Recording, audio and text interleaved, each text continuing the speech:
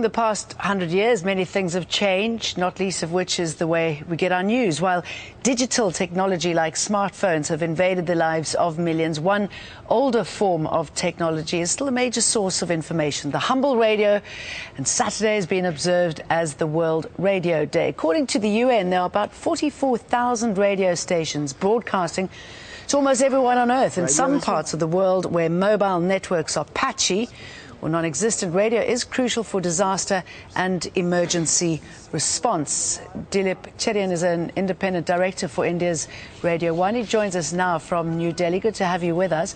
Why do you think radio is so important where you are and in the world? You know, radio has a long history in India, and the biggest advantage it has is that it has 99% penetration for the Indian population. That's very important. The second big thing is that it's not disrupted by anything.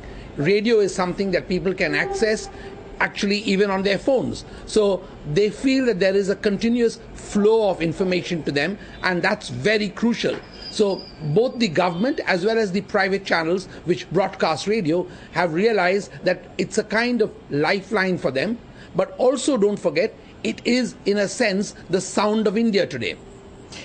How do you think radio can continue to be as relevant as it has been in the past? We've seen new kids on the block, if I can put it like that, like podcasts, which are challenging the status of radio. You know, radio has evolved over the years, not as much as other media has, and I think there will be inflection points in the way content is created. We have to cope with the fact that while radio provides a kind of ambient sound so that you can actually continue to cook or learn or study or do something else, many things that happen during your day, drive, and radio therefore provides the kind of ambient sound that almost no other media allows you to do in terms of being involved in it. So I think it will have to retain that quality, but will have to find ways of engaging audiences and making sure that audiences can talk back to them, which seems to be the 21st century necessity for any media to survive. And as you were saying, the importance of it is the penetration. I mean, is receiving news from the radio, being able to communicate back, does that make parts of the world safer? I think it does. You know, the most important safety it provides is for communities that are unconnected, for farmers, for teachers in remote locations who need to feel a sense of connectedness.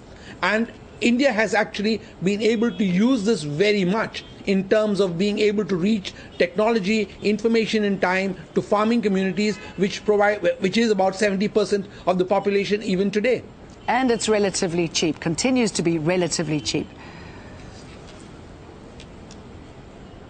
Yes, you know, the fact that it is cheap is something that ensures that everybody can actually access it. Today, if you walk down the streets of India or through the villages of India, you will always hear in every home the sound of some kind of radio station on. Also, it integrates culture in many ways, because each region has its own radio channel, and government has spent large amounts of money to make sure that regional diversity is maintained while allowing the patois of India to penetrate into parts of the world where also NRIs are able to, non-resident Indians are able to connect with India through radio. Well, thank you for talking us through that wonderful medium. Galip Dalla, thank you.